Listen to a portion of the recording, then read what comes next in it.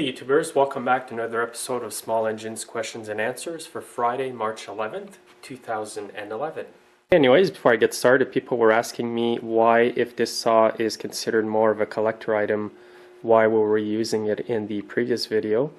Well, the reason for that was to test run it real good, and also when I have a video posted on YouTube, potential buyers can go and view the saw running, and usually they prefer that.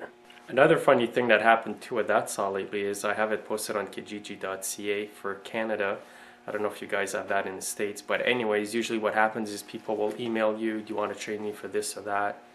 That happens a lot on that website. And the funniest thing I had the other day is somebody emailed me asking me if I would trade that Husqvarna 2100 for a Chihuahua puppy. I was floored. I've never heard such an offer before.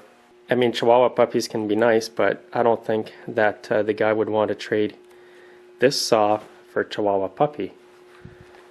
So I had a good laugh at that. I'm sure you guys have experienced some funny experiences on Craigslist or Kijiji or whatever. You can always share them in the bottom of this video if you want. Here's the first technical question for today. YouTubers emailed me saying that after he uses his snowblower with the Tecumseh engine that he notices oil underneath the carburetor where this little rubber tube is. Well, I've got an engine on my table here and I'm going to show you exactly why that's going on. Well, here's a Tecumseh engine, flathead, that you will find on a lot of snowblowers. Now, like I mentioned previously, the YouTuber notices a lot of oil around here near this tube after he's used his blower for a while. Now what this is a crankcase vent tube. It's to allow air from the crankcase to escape out of it when it gets too pressurized in there.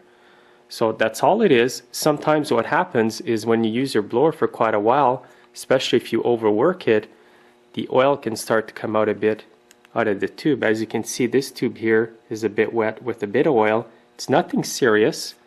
If you were losing vast amounts of oil, then it would become serious. Now sometimes too what can happen is if you're blowing and your engine's on an angle like this, like going up a hill or something like that, that can even make the oil more so wanting to come out of this tube here. So I wouldn't really worry about it unless it's very excessive. Another thing you can do in the meantime is check the two screws over here to make sure they're not loose, because if they're loose, what's going to happen is the oil is going to drip between the metal plate and the crankcase. There's a gasket under there, and if it's too loose, it won't compress it enough to stop the oil from coming out. Now when you tighten up these screws, don't over tighten them because you can easily strip the threads, and it's not necessarily better for the gasket if it's over tightened. Also, you want to make sure that the engine is not overfilled with oil, so you'd want to make sure that the oil is not above the fill mark. Now a lot of people have emailed me saying that I can't find this Quaker State 1 lube. Apparently they don't make it anymore, but any penetrating oil with the flammable logo here will work as quick start in your engine. So you don't necessarily have to have this brand of penetrating oil. There's a lot of other good brands out there. Now a lot of YouTubers have noticed that I've used this oiler can here to lube some equipment. They've asked me what kind of oil mixture do you have in there? Well, usually what I mix in there is automatic transmission oil mixed in with 10W30 oil. Usually I'll go 50-50. You can also use chainsaw bar oil, but I usually use the summer or all-season oil for that. Sometimes in the summertime, I'll throw in a bit of gear oil in the mixture, like a quarter cup or something. So usually what I'll end up doing is half and half automatic transmission oil and 10W30, and then I might add in another quarter cup of gear oil in there, 80W90. The reason for that is it's a bit thicker and it really sticks to stuff. And sometimes if I'm low on ATF oil, I will use the bar and chain oil for chainsaws. But I don't use these oils in my oiler can in the winter time because it can be hard to score it out. By using the ATF and the 10W30, it stays nice and fluid in the winter time. Even if you come in your shop and it's not heated, the oil will come out of there. So experiment with oils that you have on hand in your shop. You don't have to use the same mixture that I use, but if you like it, then go ahead and use it. I don't use old motor oils from cars because I find it's a bit toxic on equipment when you lube it. I may use the old oil from a car that I replaced the oil in for the bottom of a lawnmower deck. That's about the only place I would use that old oil. And my last question today is people are wondering, what do I mean by low temp grease? Sometimes I use low temp grease on snow blowers.